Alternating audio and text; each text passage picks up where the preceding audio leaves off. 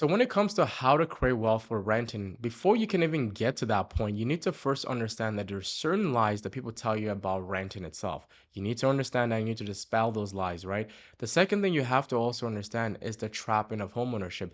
Because if you don't understand the trapping of homeownership, then you're gonna get sold that homeownership is the best course for you to take, right? So we're gonna tackle the lies about renting, and I'm also gonna share with you the trappings of homeownership. But let's start with the lies about renting. So when it comes to the lies they tell you about renting, well, there's multiple lies about renting, right? But I'm going to focus on three lies that I think are really important for you to be mindful of when it comes to renting, right? And let's start with my personal favorite, which is that, well, you're not an adult until you actually own a home. And this is just a lie, right? Like, let's think about it, right? How is it that owning a home makes you an adult, right? Owning a home doesn't make you an adult, right? The ability to be an adult is really you being able to make an informed decision, right? And being an adult means that if renting is actually the best course of action for you financially, that's what you should do. To not do that is essentially you not acting like an adult, right? Because you're trying to have something that you can actually have financially, right? So this is just a lie, but it's one of those lies that you hear all the time. I remember when I was growing up, right? I wanted to own a home largely because I thought that this was the thing you had to do in order to tell people that, hey, I'm successful. You went to school, then you got your degree, then you got the job, and then you pretty much bought the home. And when you bought the home, then everyone around your circles knew that, okay, Brighton has made it. He's bought a home. So I think all of us play into this false narrative that, you know what, you're not an adult until you essentially buy a home. And that's not true. You're an adult way before that. Think about it. Like they allow people to go serve in the military and they might not necessarily have a home, right? So owning a home doesn't make you an adult, but rather I think what makes you an adult is understanding that you have to make difficult decisions, right? And sometimes you might have to make the decision that renting is actually the best financial decision for you, and then be confident enough to stick with that, even though other adults who are claiming to be adult are just owning a home because they feel compelled to own a home, or they're using a home as a way to essentially show off to their friends or get this, satisfaction they want, that they're successful, whatever it is, right? So owning a home doesn't make you an adult. And that's definitely the first lie I would point out to you. So the second lie that I used to believe in too was that a principal resident was an asset. But as I got older and I got into like the financial space, I started to learn how to differentiate between an asset and a liability. And I started to learn that for most people who have a principal resident, and by principal resident, I mean like the home that you live in, like it's your principal home, right? I started to learn that this idea of thinking of your principal home as an asset was a lie, right? Because think about it. When the bank gives you the loan, right, the bank has the asset and they put it on their balance sheet as an asset. Why do they do that? Well, you're paying them an income, right, in the form of mortgage payment.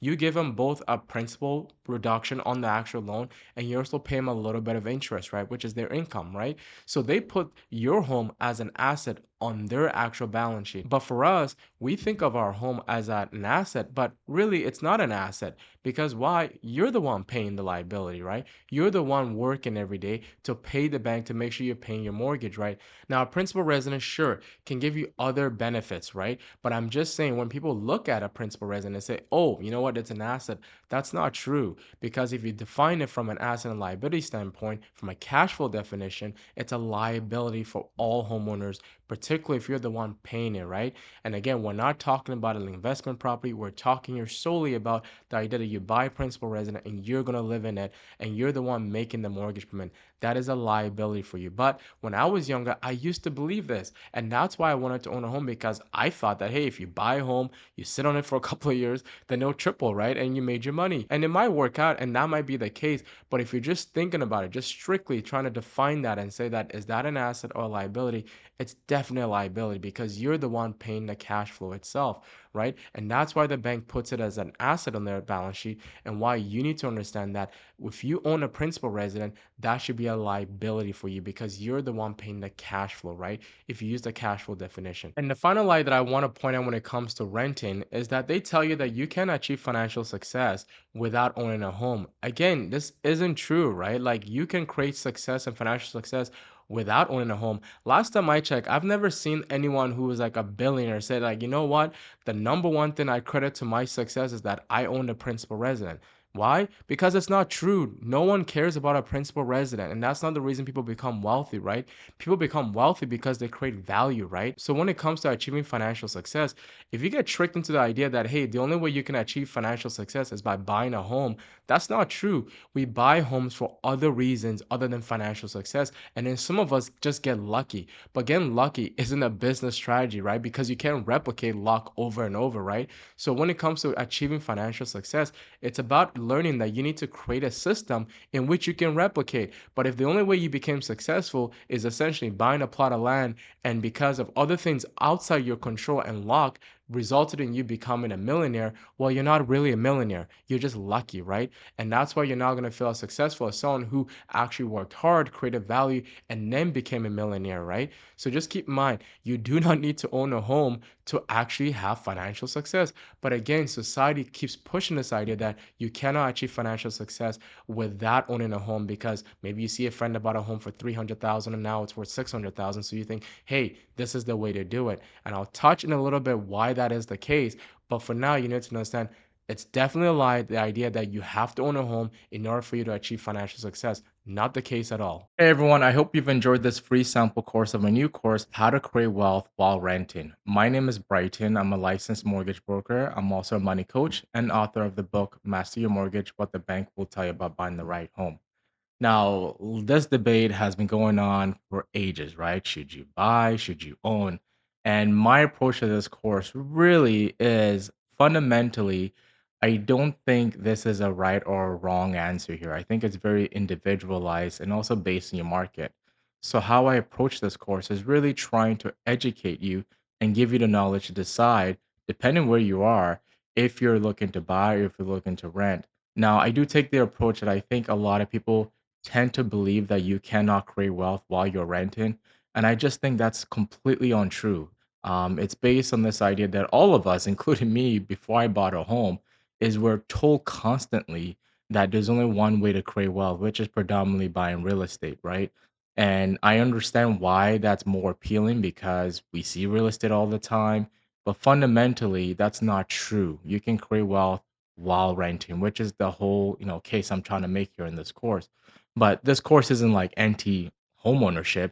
I think if you own a home, you should take this course because I think having the ability to how to decide whether renting or owning is a good in terms of investment decision or financial decision, that skill set is important. So you're not a telling people to do one thing when it's not necessarily the right thing to do. And fundamentally for you, it's also important because you need to know how to actually decide if renting and owning is beneficial for you. So that's what this course is about. I talk about the cliches you hear all the time, renting is throwing away your money.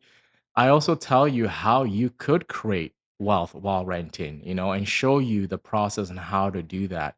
So really, if you're someone who's renting, you're trying to decide, is it better for you to rent or own? This is a fantastic course because I use live examples from real, properties that are listed and show you how you actually decide and go through the example to see if renting and owning is a better option. So check out the link in the description here in the video to see how you can access the course. And like I said, this course is also great if you own a home because you also need to understand how to make that calculation between if ownership, home ownership is the better option for you or if renting is the better option for you.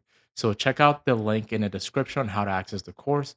If you are also interested in other courses that I do have, because I have other courses that I've made as well, check out the website wealthmarathon.com.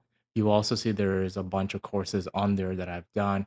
If you're interested in taking more than one courses that you see on the website, my recommendation for you is to purchase the course bundle. Essentially, this gives you access to all the courses, and then also gives you a 1 hour session that you can have with me directly, that we can talk about anything that you want to talk about. So go ahead and check that out as well, and then check out the link in the description how to access the course.